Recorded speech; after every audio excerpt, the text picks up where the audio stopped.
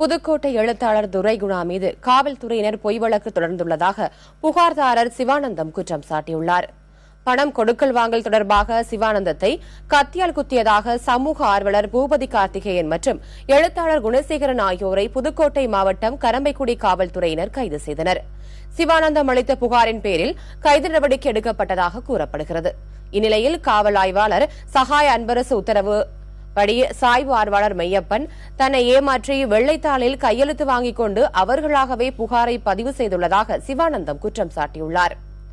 கத்தியால் குத்தப்பட்டதாக புகார் இருக்கும் நிலையில் தனக்கு எந்தவித காயமும் ஏற்படவில்லை என்று சிவானந்தம் தெரிவித்துள்ளார்.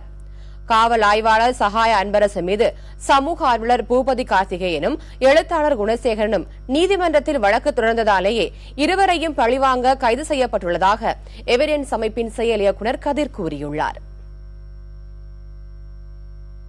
ஆலங்குடியில் மெய்யப்பன் சார் வெள்ளை பேப்பரில் ஒரு 4-5 பேப்பரில் கையெழுத்து வாங்கினார் சார். நான் எதுக்குன்னு கேட்டேன் சார். அவங்ககிட்ட எழுதி வாங்குறதுக்கு தப்பா நீ கையெழுத்து போட்டு கொடுத்தா தானே எழுதி கொடுக்க முடியும் அப்படின்னு சொன்னாங்க சார்.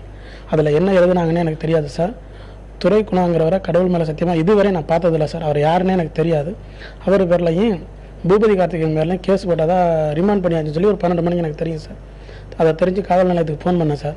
சார் எங்கள் சித்தப்பா சார், அவர் யாருன்னே தெரியாது, என்ன சார் கேஸ் ஃபைல் பண்ணியிருக்கல, ரிமாண்ட் பண்ணுறீங்களா, அது மாதிரியெல்லாம் அவர் நடக்கவே இல்லை சார். என் பேரில் எந்த கத்தியும் எங்கே கையும் குத்தலை, என்னை அடிக்கவும் இல்லை சார். ஏன் சார் பொய் வழக்கு போடிங்கிறதுக்கு ஃபோனை வைடான்னு சொல்லி வச்சுட்டாங்க சார். கரம்பக்குடி காவல் ஆய்வாளர் அந்த சகாயம் அன்பரசு என்பவர் மீது 5 வழக்குகள் சென்னை உயர்நீதிமன்ற மதுரை கிளையில் நடந்துகிட்டு இருக்கு. கள்ளச்சாராயம் வழக்கு, அதில் அந்த கள்ளச்சாராயம் கும்பலோட ஒரு உறவு வச்சிருக்கிறது, பலவிதமான காவல் நிலைய சித்திரவதைகள் சம்பந்தமாக, தலித்துகள் மீது நடத்த வன்கொடுமையை கண்டு காணாமல் இருப்பதாக, இது போன்ற வழக்குகள் அவர் நடத்திக்கிட்டு இருக்காங்க. இதை நடத்துறது யாருன்னா பூபதி கார்த்திகேயனும் எழுத்தாளர் துரைகுணா, செல்வம் போன்ற அந்த பகுதியை சேர்ந்த நண்பர்கள் இந்த வழக்கை நடத்திட்டு இருக்காங்க. இந்த கோபம் வன்மம் தான் சார் காரணம், அடிப்படை காரணம் அவங்க மேல.